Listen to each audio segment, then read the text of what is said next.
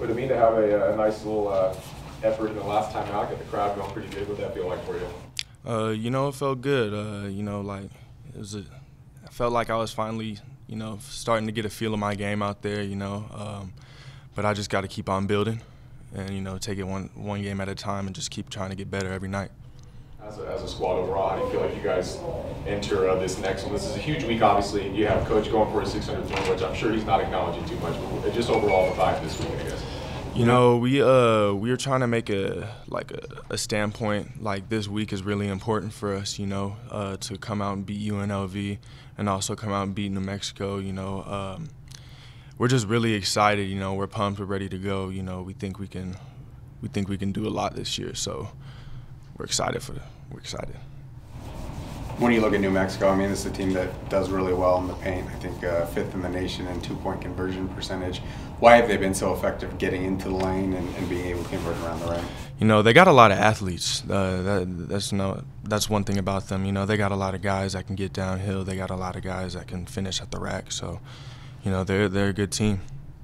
How have you tried to balance staying out of foul trouble, which has been an issue, with still being aggressive and not playing timid when you are out there?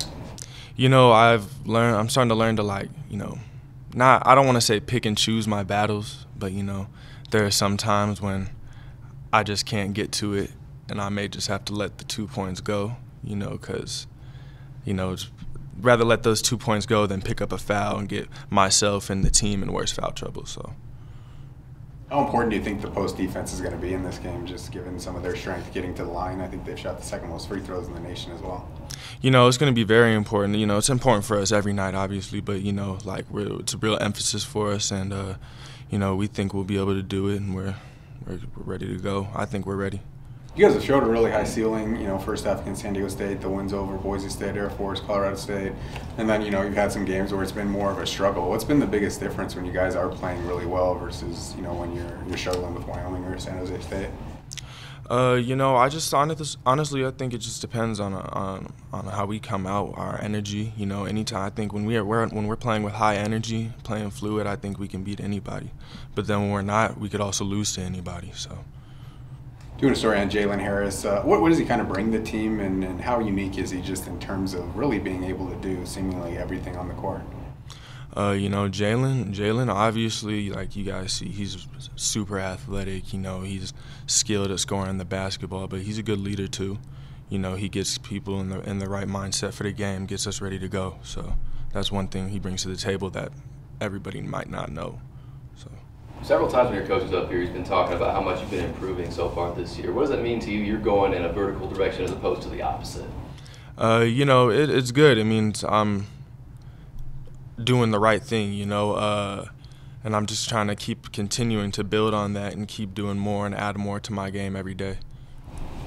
I'm sure he's, again, not acknowledging it, but is there conversations between you guys about obviously having a great effort to get Coach win 600, nice round number against his former team? The guys, me and the guys, we've talked about it some. It's obviously something that would be pretty cool for him to do. Would be, it'd be cool. I don't know. Coach talked on the coach's show about your confidence level and needing that to be high. I guess, where is that at, and how does a game like you had against UNLV affect it? I am confident in my game. I just think I overthink things sometimes.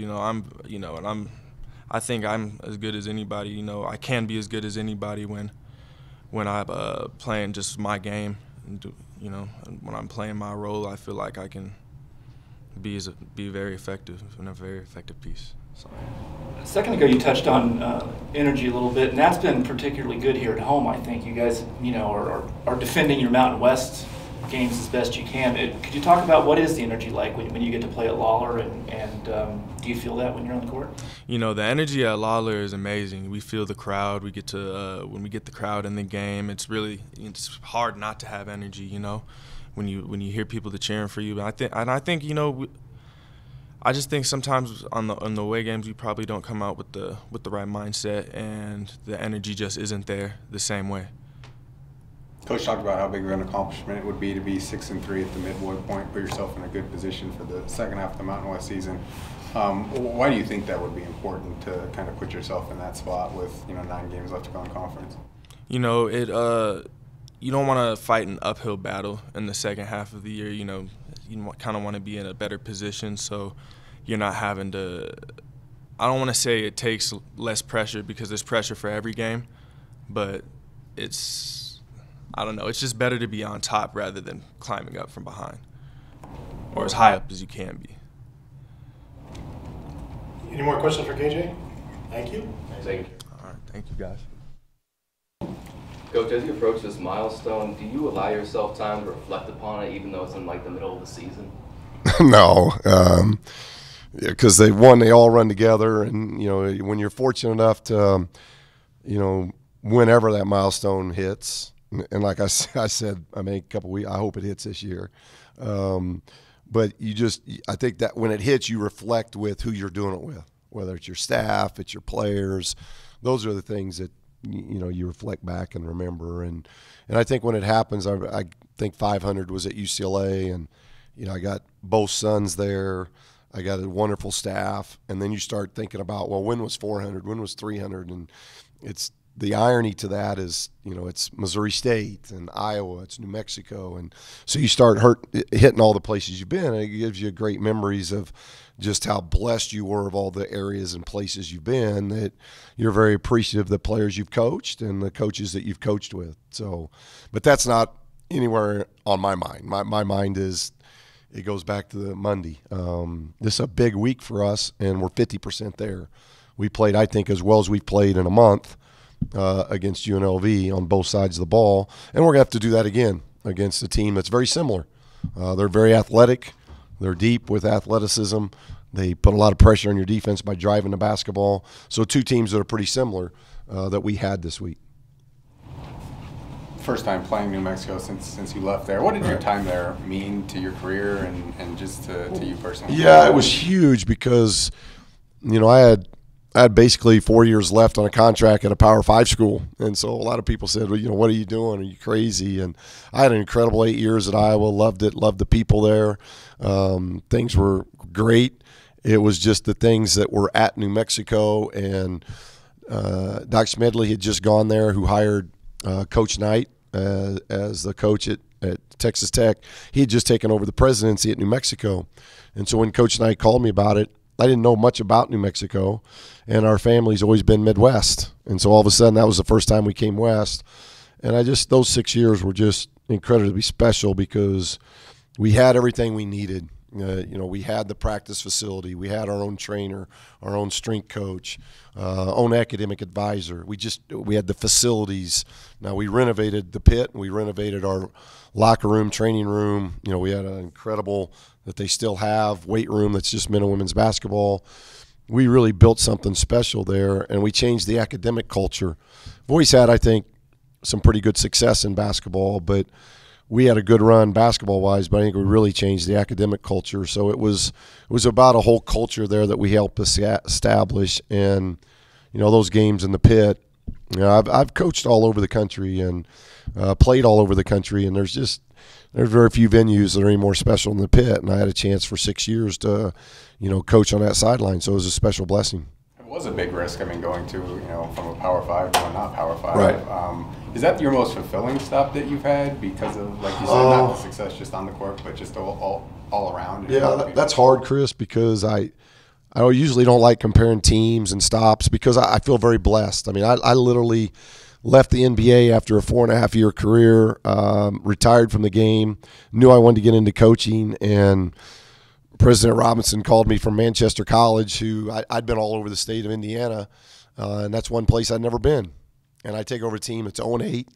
We finished 4-16 that year, and so I look at those teams and those experiences mean as much to me as anything because I had great guys that I recruited, special young men that took a program that had 5 winning seasons in 100 years, and they make it to the championship game of the Division III. So, and then you go to Missouri State and Bill Rowe, an incredible athletic director that really helped me in my first Division I situation, and we go to Sweet 16, which they've never been, and then we go to Iowa, and I had 8 years there which is I think it was a difficult job, but it was fulfilling in that we won 2 Big Ten tournament titles, I'm not sure they've been back to a championship game since. So it's hard. It's really hard to do. And we didn't have the NCAA success that I wanted to have there. And then obviously a very special 6 years at New Mexico that spearheaded something. And I said it in New Mexico that it would have taken a UCLA or an Indiana to get me out of New Mexico. I loved it. I loved everything about Albuquerque, loved everything that we were building.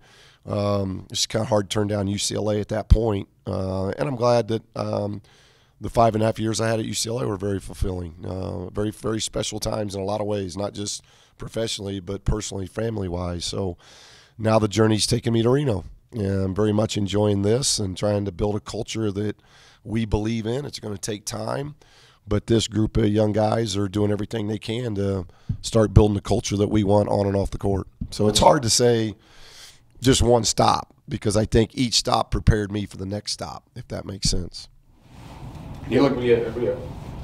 I'm sorry. Go ahead, Chris. Well, this team just seems like they want to get the ball into the paint. I think 5th in the nation in 2-point percentage, 2nd in the nation in free throw attempts. What do you guys have to do to make sure they're not getting those easy points that they've gotten so often? Yeah, I think it really has a lot to do, and you hit it right on the head. And it's about our positioning. And so our bigs are going to be challenged with. So if they're not in position, they're going to foul. So we've got to do a good job with our defensive positioning. We've got to do a good job of guarding our yard and getting in a stance, and we got to have a good help defense set up. And then I think at the other end, that affects your defense. If you're not turning the ball, or we turned the ball over 6 times against UNLV. So I don't think that's a secret that our efficiency, the type of shots we got, went up against UNLV because their pressure didn't generate any turnovers for them. If you're going to be a pressure-oriented team, you got to generate turnovers. If you don't generate turnovers, you're probably going to generate a lot of good shots for the other team. And we did a good job with that against UNLV. We're going to have to do that again against New Mexico so that we're not playing in transition and giving them easy stuff. We have to take as much as the easy stuff away as we can, because they do attack the paint, they do attack the basket. The energy was probably at an all-time high given the short batch of games here. What do you expect Saturday? Do you feel like that's going to bump you guys into that one? And this is obviously a critical kind of week for you. Yeah, I hope so, because I think Monday we challenged the staff, the players, and the fans, because this is a big week. As I said, if this team could get to 6-3 at the midpoint, I think it's in a really good situation, at least giving us some confidence and energy going into the second half of the season. It's Coaches versus Cancer week. It's basically our version of the Pink Out, and I think that's a special weekend, to where you are really trying to raise awareness and generate some funds for a disease that nobody likes, but it's probably affected almost all of us. And so anything that we can do in the Mountain West and here at Nevada to do those things, awareness and funds to fight this ugly disease, I think that's exciting. And so hopefully our fans can be a part of that too, and have fun with the Pink Out of what we're trying to do there. You have framed this as a big week from the start. I mean, KJ even mentioned that. Is that something that is a little risky? Because if it doesn't go well, if you don't rise to the challenge, it can... Yeah, it's just we've had 2 weeks, Chris, of whatever we went with hadn't worked. I haven't liked our energy level. I haven't liked our enthusiasm, our passion, our joy of playing. And so I've really challenged them really since last weekend's game at San Diego State of... just where is your joy? Where is your passion? If you love this game, you got to put more into it. Work harder. Just work a little bit harder every day and see what happens. Give me that this week, and let's just see where your game goes individually and collectively. And I do think, because we're so inexperienced, I really do think we didn't handle the break like we are in school. If you look at our schedule in school, what we've done versus what we've done out of school, not just in wins and losses, but I think just our energy and how we've played, it's been different. And we know, we've said it before as a staff, and we've told KJ and the other guys, if your effort's at a high level and your discipline's at a high level, you give yourself a chance to win. If either effort and discipline drop, then you give yourself more of a chance to lose. I didn't say shots made. I didn't say how we dribble. I didn't say it's really about effort and discipline. And if we can continue working those 2 areas, we're going to at least give ourselves a chance to win. You guys have a lot of New Mexico guys on your staff. Obviously, Coach Neal, I don't know if he has any links with current players there. What has he meant to this year's team and just to you? Well, he's tremendous. Yeah, he's been with me. This is our 10th year now, and he's with me 3 years at Iowa when we won a championship. He was with the 6 championships at New Mexico. Then he was head coach there for 4, got another championship, and now back here with us at Nevada. But he's just somebody I know I can trust because he's got age to him, he's got experience to him, and he's got a knowledge to him that I appreciate. So we work hand in hand very well together. My son's on staff. He was a walk-on for 2 years there. Both my sons graduated from high school there, married Albuquerque girls. Kayla attended her first year of high school there. So Bryce still does a summer camp there and a summer golf outing. So incredible ties, our staff, to New Mexico. And, we got Roman Martinez is our GA and Nate Strong's a GA. They played for me at New Mexico, and Nate's been a good personal friend to the family. So a lot of ties there. But obviously Craig and I go way, way back, and we can play off each other pretty well. It's been a pretty good dynamic, and hopefully that works well here too. Coach, kind of touching on that, would you have had any preference on playing at New Mexico first or Reno first? Is there an advantage to either one, from a personal standpoint? No, I don't know. That's a hard one. I like being in this league where you play most of the teams twice. I wish we played everybody twice, but I like playing everybody twice. So I don't know if there's, Lee asked me that question from Albuquerque, and I know I'll feel the New Mexico deal tomorrow. I'll feel that here. I think I'll feel it more in the pit because I know what it was like to coach in the pit. I know that fan base. I know the buzz we created.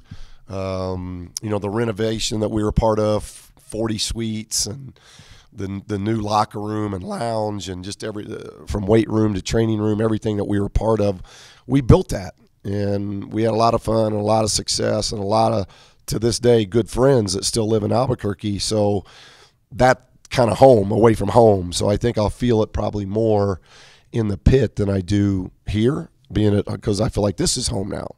But you'll still feel it because it's New Mexico. And there's coaches on it. Paul Weir was with me at Iowa before he went to New Mexico State. So Paul and I go way back. Brandon Mason was my video coordinator for a couple of years when I was at New Mexico. Craig Snow was on my staff at New Mexico. So there's, I don't know the players. None of these players were mine, but there's 3 members of that staff that, were a part of what I was doing there. Picture thoughts here now to try to do what you did there to add I wouldn't have went into agreement with 10 years if I wasn't. I was in a situation where, because of my contract at UCLA, I could easily sit out and been playing golf all winter. I'd be at Torrey Pines right now. But I had that energy and passion after being out of it for 3 months and visiting some programs that I was going to be extremely selective. There was no question I was going to be selective. But when this became available and I looked into it, I saw not just what was going on here, but the potential of our culture, of being in a community, I think, that would appreciate how we do things on and off the court, what we want done in the classroom. And we still got a long way to go. There's still things here that have to be done that we don't have. Some of the things that San Diego State have, some of the things facility-wise that we created at New Mexico, we got to create here. So we've got work to do of creating those type of facilities things that will help generate the culture that we want. But I saw enough pieces here that, there's no question that's a dream and a goal. And, one of the things we didn't do at New Mexico is they've never been to a Sweet 16. And that was our drive, that we were only there 6 years, but we were building towards that. And so now – ultimately getting back to the tournament, ultimately playing for Mountain West Conference championships and trying to advance as far as we can in the tournament, and doing the job in the classroom and being available to a community and making a difference in the community. These are all things culturally we want to do with this program.